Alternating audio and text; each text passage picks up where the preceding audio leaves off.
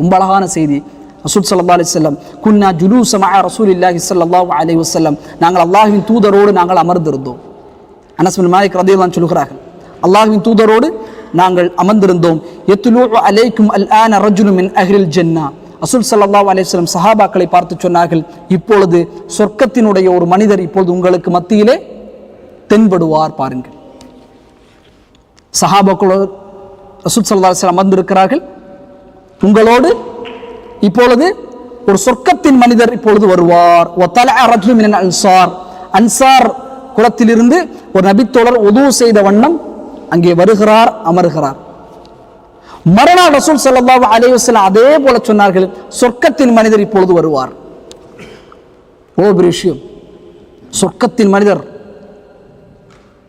வருகிறார். அப்துல்லா பின் அம்ர் பின் ஆஸ் ரலியல்லாஹு தஆலா அன்ஹு அதை பார்க்கிறார்கள். அந்த மனிதருடைய முகத்தை பார்க்கிறார்கள், தாடியை பார்க்கிறார்கள், தாடியில் ஒதுவுடைய தண்ணீர்கள் வடிந்தோடி கொண்டிருக்கிறதை பார்க்கிறார்கள்.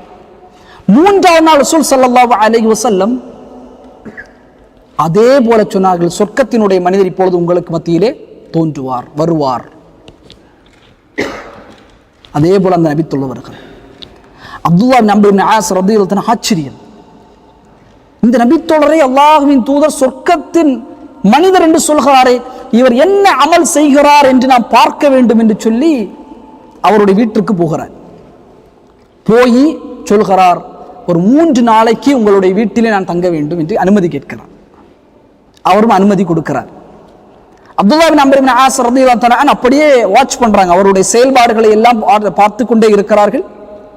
அவர் என்ன செய்கிறார், இதன் காரணமாக அல்லாஹ்விடத்தில் இவ்வளவு உயர்ந்த அந்தஸ்தை, சொர்க்கத்தை அவர் பெற்றிருக்கிறார் என்று சொல்லி அப்படியே வாட்ச் பண்றார். இரவு நேரம் அப்படியே அவர் அந்த மனிதருக்கு, சொர்க்கத்தின் மனிதர் எழும்புகிறார். தஹஜ்ஜத் தொழுகிறாரா என்று அவர் பார்க்கிறார். அவர் தஹஜ்ஜத் தொழ எழும்புகிறார். அல்லாஹு அக்பர் சுப்ஹானல்லாஹ் என்று அல்லாஹ்வை தஸ்பீஹ் செய்கிறார், படுத்து விடுகிறார். இப்ப இரவு ஏதாவது வணக்க வழிபாடை செய்கிறாரா என்று பார்த்து கொண்டே இருக்க, இல்லை.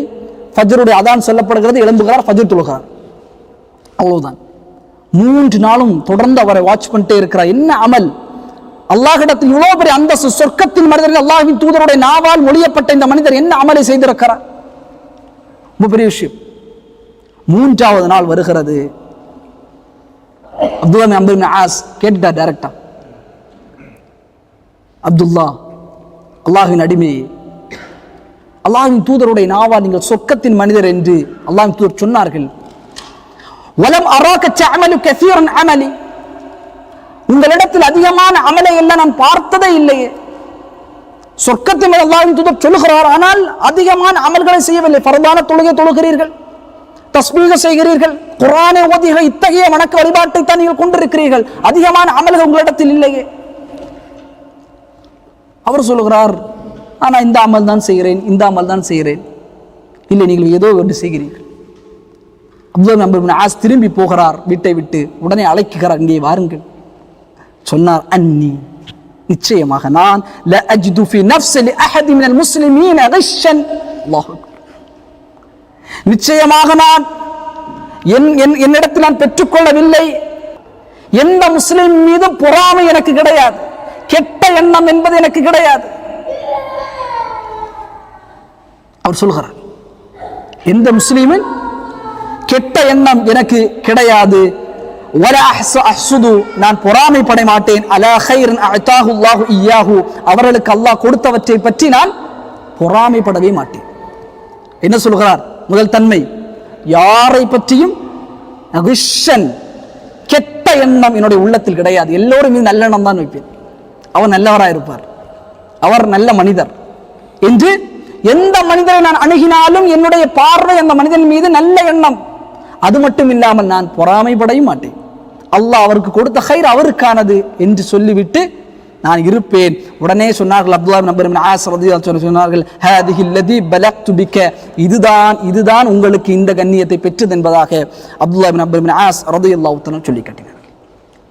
அப்போ கெட்ட எண்ணம், பொறாமை, இந்த இரண்டுமே இந்த உலகத்தை ஒரு மனிதனை நிம்மதியாகவே வாழ முடியும். ரசூல் ஸல்லல்லாஹு அலைஹி வஸல்லம் சொன்னாங்க, ஈயாக்கும் வதன்ன, கெட்ட எண்ணத்தை குறித்து உங்களுக்கு நான் எச்சரிக்கை செய்கிறேன். பிறர் மீது கெட்ட எண்ணம் வைப்பீர்களே, அதை குறித்து உங்களுக்கு நான் எச்சரிக்கை செய்கிறேன். வ இன்ன தன்ன அக்தபுல் ஹதீஸ், கெட்ட எண்ணம் என்பது உங்கள் மத்தியிலே பொய்களை கொண்டு வரும். வலா தஹஸ்ஸசு, நீங்கள் ஒருவருக்கொருவருடைய குறைகளை துருவாதீர்கள்.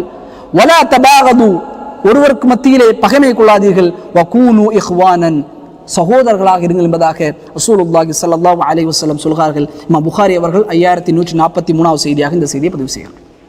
அப்ப கெட்ட எண்ணம், பொறாமை, இந்த இரண்டும் ஒரு முஃமினுடைய வாழ்க்கையில் ஒருபொழுதும் வந்துவிடக்கூடாது. அந்த மனிதருக்கு அல்லாஹ்விடத்தில் சொர்க்கத்தை பெற்று தந்தது, எந்த முஃமினை குறித்தும் கெட்ட எண்ணத்தை உள்ளத்தில் சுமக்க மாட்டார், யாரை பற்றும் பொறாமைப்பட மாட்டார். அல்லாஹ் அவருக்கு கொடுத்தது அது அல்லாஹ் எனக்கு கொடுப்பான், அல்லாஹ்விடத்திலே பிரார்த்தனை செய்ய வேண்டும்.